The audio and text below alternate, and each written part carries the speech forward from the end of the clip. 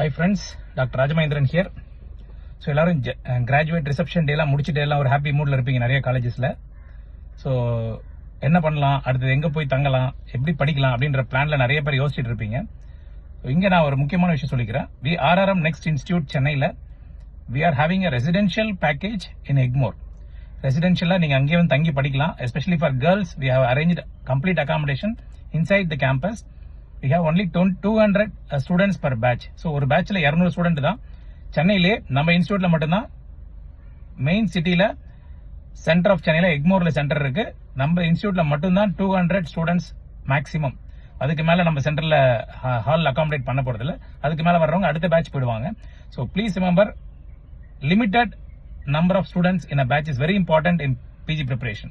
So and best faculties, இருக்கலே best faculties list full we have already given, timetable schedule மே கொடுத்துட்டோம்.